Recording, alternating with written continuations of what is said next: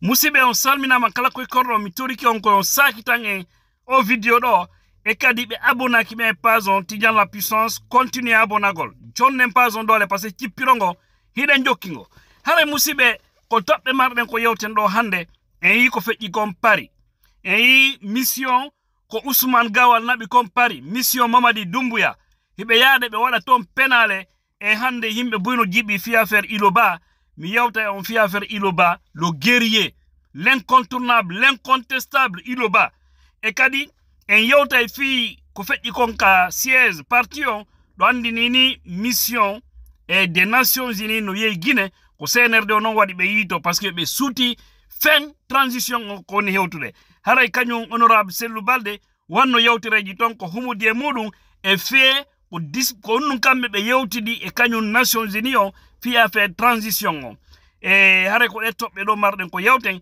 mi yettono jama on mi yetto fop ɓe yimɓe wonɓe yawde seleɓe ɓe ya IFDG ndenen hewta ka laamu on tawa ko hemɓe nunɗuɓe few ɓe won nder ton yolo mo yalla maɓɓen fof naafigi ɓen fof woni ɓen ka parti fi jeɓum fop maɓɓe ɓe yiwo e hakkunde men inchallah voilà ande no IFDG ardoto Guinée mi anda ko no gerdata kono to mon ɗo waɗata na noon kadi ko ɓooyi kono en ardoto ndi leydi ko ɗum wonto hara musiɓe o yi mofo mafa ko waɗi kon leydi France il faut tenir informé aux autorités françaises à la police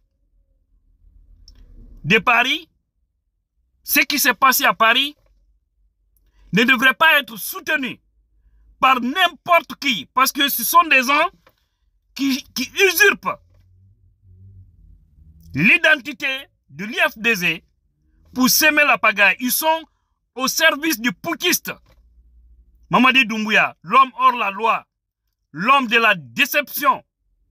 C'est ça. Ousmane Gawal a plein, ils ont donné beaucoup d'argent pour déstabiliser notre parti. Et c'est ce qui ne va pas marcher.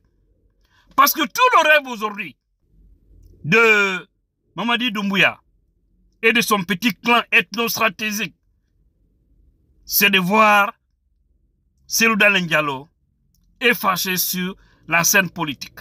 Mais c'est eux que Dieu va effacer. Nous allons rester parce que nous sommes dans un combat de dignité, de la vérité. On a vu ce qui s'est passé à Paris.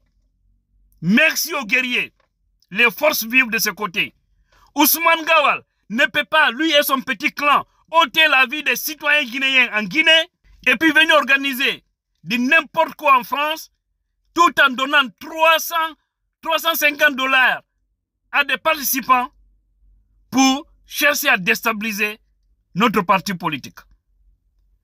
Ce soi-disant, c'est pas fédéral, un certain Souleymane, du côté Souleymane Ba, du côté de Paris. Vous avez vu, ils ont dit non, il a été blessé, il a été touché, c'est faux. Il n'a rien. C'est eux qui ont lancé les premiers coups contre les îlots, contre ceux qui étaient venus pour les stopper dans leur usurpation, pour les stopper dans leur politique de déstabilisation. Ils ont ôté la vie des gens en Guinée. Au lieu de se préoccuper de ça, c'est pas ça, c'est devenu encore fou de n'importe quoi. Iloba, actuellement, il est en garde à vie. Et qu'est-ce qui s'est passé? Ils ont anticipé les choses pour dire à la police, non, c'est les îlots, c'est eux qui ont été, c'est lui qui a été le premier à tousser quelqu'un d'entre nous. C'est faux. C'est eux qui ont été les premiers à tousser. Il y a des vidéos qui existent où c'est Souleymane Ba est en train de donner des coups à quelqu'un. Parce que tout le problème, vous savez, dans ces pays occidentaux, tu peux t'injurier avec quelqu'un, vous pouvez tout faire. Mais ne vous toussez pas les mains. Lorsque vous toussez la main, ils vont vous arrêter. Mais vous pouvez tout faire. C'est pourquoi, par là, il faut éviter toujours de tousser quelqu'un à la main. Si tu es le premier, c'est pas bon. On le sait. Mais, on a vu ce qui s'est passé. Maintenant, pour faire croire qu'eux, ils ont raison, alors ils disent que c'est l'autre qui a toussé. Alors ceux qui étaient partis pour les déstabiliser là, ils étaient en leur plein droit. On a des frères que les Ousmane Gawal ont kidnappés. Si lui, il va en France, il mobilise les gens, il est du devoir des Guinéens d'aller là-bas pour lui demander des comptes de la porte-parole. d'un gouvernement putschiste, des bandits, des voyous de la République. Donc, ne vous inquiétez pas trop. Et Iloba sera libre. Mais sachez que ce sont ces putschistes, soi-disant Sérag, depuis quand vous avez vu ça, Yof disait Sérag. Créez votre parti, Sérag. Le parti Sérag. Point barre. Enlevez IFDZ dedans. Vous allez voir si quelqu'un va parler de vous. On a connu, comme si nous considérions à ton. Quand on a bandi à mon wade, yeto inde IFDZ n'est pas non. C'est là le problème. Non, il y a des femmes qui n'ont non, ko kambe yari la biti ronu. Hino warde himbe kine. Hino wojure jawle gine. Bayro non be do ta kon famata. Ousmane Gawal no zude politique Mamadi Doumbouya. Mamadi wondo warde yimbe mo. Mamadi wondo kansude on. Mamadi darido inni pullo la mo ta ko gine. Kanko e Idi Amin ko ron projet ji mabbe di. Be iddi zude yimbe life be akune mo. Onon dardo jokkom ben. Jokkom ben. Nandasta ko c'est ko dum minni les soi-disant cadres là. Franchement, do hersinde le nyongol. Do hersinde la Guinée. Parce que nous faut on a comme monnaie pour le béoni. Ce n'est comme monnaie pour le contre pour le art de Guinée. C'est ça. Nafus. Mais non. Mais on est avec le Sérac. On anda Ousmane ko politiquement ma donné soude. On anda dum. Koni gila indépendance koni. Toujours nafigi be yalta hakkude me. Kibugo programme men. Génération ji di hatte kos. Di nafigi kala koy do mojo boy be. Sofi na be sido mari fere. Parce que be hulata be hersata. Kambe nafile mabbe ni anini be. Ko fi intérêt jeboy. Kono ko jetta 350 € jonnan kono non. C'est quoi ça? On nous dit tout tempérament. On finata, on famata. On souda ko be jokki ko. Oh non, menen do ko ben jokki. Ko yo sellu itte kawre parti. Sellu joni tama men ngadde Ousmane Gawal. Ousmane Gawal c'est fini. Et c'est ça exactement la politique de Mamadi. Quand tu sais le présent candidat. Parce que mon fa la présenter de mon andile ko Fernando Wawata no de mo gagner yeso selu Guinée, donc c'est pas possible. Donc kar se wadi donc ko hubay ngi lendi ndi hubay ko male non wonen prêt et puis di fojoni. C'est que ko yo fetu ma lancho himbe nafigi be menta hakkude men ko be non ta do en zère de compte dimu. Him ko nafigo e soutege woy won ko ko hakkude men ko be non ta droit watere ka place mu siyana non lu tubben. Lagire simo e yo moju sil bona yo bonu. Kono en doaka jabude tonya ben heba toujours dole nder lendi. Koma bibbe nundo be Guinée few ben immo darto kala ko korde nder aduna law. C'est triste. Ce pays me rend triste. Fonctionnaire oui Fernando oui jodi Europe do gordo garda. Non, mais on est avec Zuluzman. N'arrête le vieux là, comment on appelle, qu'on j'ai même oublié son. C'est pas un certain petit là. N'ane haladi ben. Don't know talk to the gonga.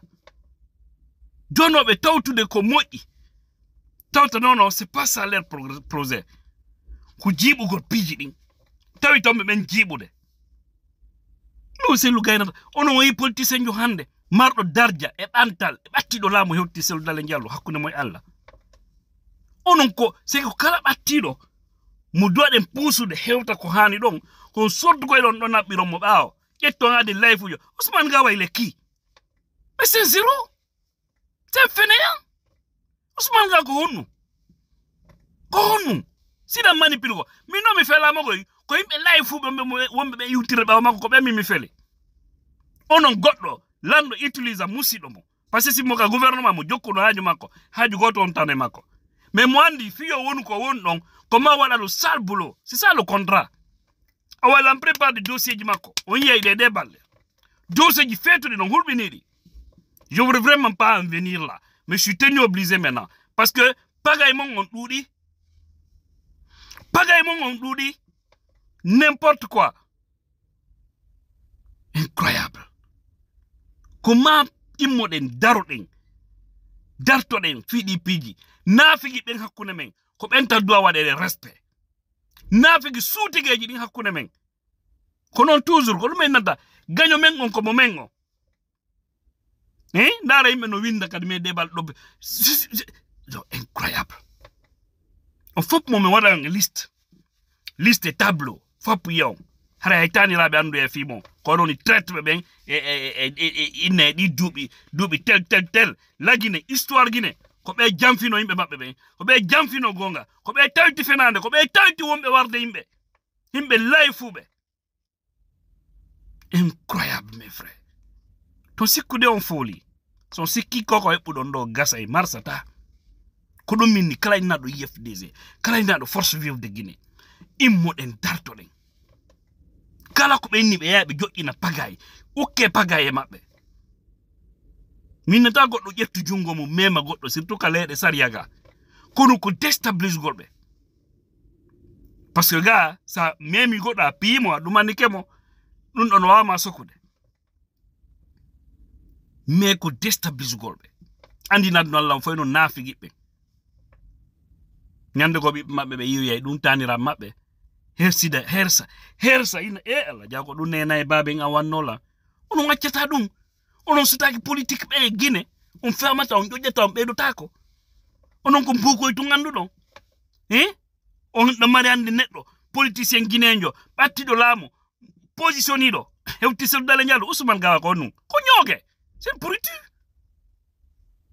musidɓe arten ka yewtere Sellou Baldé haray Sellou Baldé andini jama on wonandema ɗum ko ka siège ɗum ko samedi 9 novembre 2024 haray kañum Sellou Baldé andini jama on fo wonandema o yiidi ɓe yiidide IFDG anadon ɓe wawi tintudude e mission Nations Unies arɗon lagine fi évaluegol programme ji ɗi haray o andini to o andini jama on wonandema ɓe waɗi toon proposition ji buy e tawde quand même ɓe yeetike Nations Unies o pagaye ɓe ko jokki kon wono IFDG ko parti ɓurɗo positionnade hande e nder lagine so yi hande ɗi bandiji ardiɗi no ƴetta yimɓe yoɓa yimɓe ƴetta jawle Guinée yaltina ɗum fof ko mone Sellou ko mone IFDG joni hare kañum Sellou Baldé o signali wonandema IFDG hande ko parti doiɗo institutionnalisé c'est que IFDG ɓurino parti politique c'est une institution parce que ko iri ɗon himo iri ɗon ko darji ɗon mo darji ɗon oyi gila inna IFDG surtout version Cheikh Dane Diallo ɗen suuti parti on toujours ko number 1 e nder leydi hande noon ko ɗum ɓe faala liɓude ko nalla liɓayɓe inchallah wonɓe ɓe ɗi projet ji fof mi toriki Allah hersimɓe en plein journée woni wontudunoɓe men yawɓe fi waɗugol on sal bulo Allah jonnotuɓe anniyeji maɓɓe ɗin si tawi jama on hoolike no ɓe saayi sikkude ko fi gonga ɓe wonani ɓe jokki fenade ɓe jokki jamfa yo Allah hersimɓe yo Allah wirtuɓe yo Allah okkuɓe ko ɓe hilno haray na jokkugol en toriki Allah lanɗo inne amina mon no way jabade haray musibe ko ɗum haray kañum Sellou Baldé o signali wonandema haray fi o sera e oɗuma koko innete RAVEC o andi ɗi bandi jardiɗi ɓe haɓɓiti kamɓe o ko RAVEC on ɗumanoto fi élection ji ɗi joni noon o RAVEC ko ɓen wolde fimo ko recensego o population Guinée on fof ƴettano ittaɗo non fichier électoral o Sellou Baldé noon signal wonandema ɗum na ko wawata gasude kanko wolino ɗum neeɓi wonandema ɓe wawata wadde ɗum par ce que so ɓenni ɓe waɗa e ɗum ƴettay ko fanɗi o duuɓi tati duuɓi nayyi duuɓi joyi joni noon ko ƴettata duuɓi tati duuɓi nayyi duuɓi joyi hay joni taw ta fuɓɓen fuɗɗaki golle fus e feemo kono duma on taɗo élection on kadi dans sa courma no débloqué ɗo plus de 60 milliards de nos francs guinéens ɓe yaade ɓe waɗa vulgarisation de o projet fenade maɓɓe constitution keso mo en anda hombo windi wenturière ɗum fof ko détournement ji iɓe soki hande Damaro en honorable Damaro on no soki à cause de 15 milliards de nos francs guinéens kamɓe ɓe débloqué plus de 60 milliards ɓe jooɗe mamaya nder leydi on yi tooñe maɓɓe ɗen donc waray ɗum wona ko wawata gasude ɓe yeetike Nations Unies yo en artu goo e o constitution men 2010 parce que ko meilleure constitution kelɗo ɗo hewtiɗon no ngala yo en artu on ɗon darten constitution ko nun doa ittede ko nun doa accede régula ɗum no ɗimmu ɗum kadi men CNRD on no cukkade yimɓe ɓen woɓɓe no nanga no soka hewre tooñe ko fenande yoɓe yaltimɓe goo hiɓe empêche woɓɓe artugol ka leydi maɓɓe ɓen noon kam men ko ɗum ɗon régle ɗiɗi tammun ɗum himɓe inna kadi honno manta pon wona yo zéro élection ji ɗi koyo senigo organisé senigo waɗe en place eni ɗon hare kon ɗon gérata élection ji ɗi la Guinée hare wona ministère de l'administration on gérata élection ji ɗi Guinée parce que ɓe hoolaki hay goto ton ɗum ɗon kadi si waɗay ɗon hare kadi koye contrôle Nations Unies o e hore ɗum kadi ko ittugol ko koyneten wandi souvent élection ji ɗin joƴƴingol ni centralisation oy non programme ɗon kammen innugol ɗo koyo si votama ɗo yo moɓe calculer ɗo résultat ji ɗi naɓa ka sous préfecture ƴetta ɗo naɓa ka préfecture ƴetta ɗo naɓa ka comité de central et centralisation e saare goo ɗum ɗo fop koyo itte par ce que koye nder ɗon fraude ji ɗin pagaji ɗo ni wadde koyo waɗe koyneten kon e digitalisation ɗum ɗon ko honnum ko waɗugol format numérique élection ji ɗin kono ɗum wonin ɗon si élection ji ɗin waɗi kala ko waɗi e misal ko amen kemaya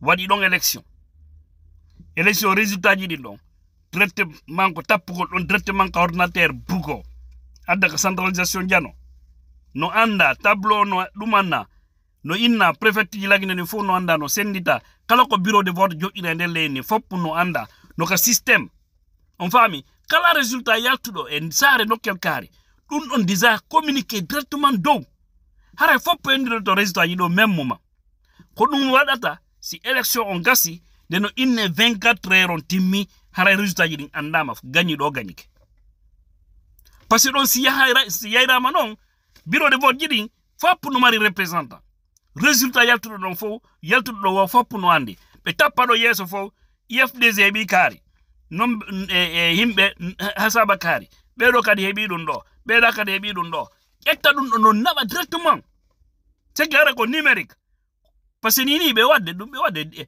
digitalisation système on foti système guinon hande no wonde numérique par ce que joni carte d'identité ɓe waɗi numérique ko ɗum woni a watamo intindande kadi carte d'identité ji ɗiɗi so tawi iɗa mari carte d'identité numérique manko inten comme biométrique on faami donc par ce que sa tappi kollon hara yangon déjà ka système donc résultat ji ɗin kadi en wawi waɗirde no waɗa résultat ji ɗin e wawa ɗi hendade ko ɗum on système IFDG wanno 2020 hettude résultat ji ɗamo e 24 heures sel dale jallo ni gagnike billahi harle IFDG gagnike c'était clair on faami kon système wo kon ɗon joni kamɓe ɓe exige yo waɗe non fof ko évitugol fraude ji ɗi par ce que fraude si waɗi pagay waɗay pagay si waɗi leydi huɓɓay en torakile Allah lagine huɓɓu kono ɓeɗo koyen yanayɓe on tout droit ko piji ɗiɗi ko ɓe waɗi piji ɗi no hani noon uttana leydi ma ɓe ɓoyla piji ɗin ɓoylen ɗi ukka condi par ce que si hewtino kugol ko ma sofotire taw ha laaɓa poy si piji ɗin wawa wontude piji par ce que sa wondemɓe ɓe hulata ɓe hersata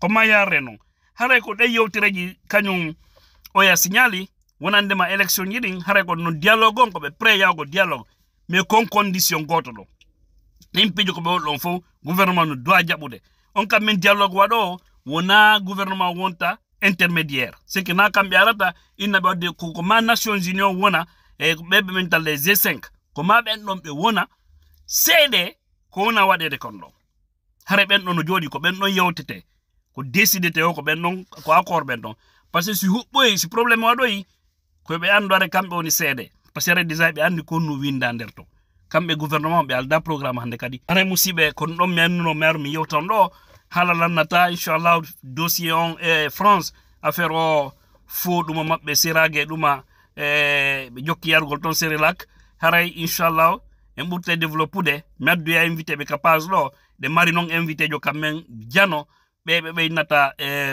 monsieur Lamzo Ba ko moko baɓe men ɓe mari yewtere molanade kelɗude nde ɓe marani jama o inchallah min humpodiray siko ɗum Allah wlan ɗo muuyi lendi ma mardi vidéo maɓɓe on mi bugotomo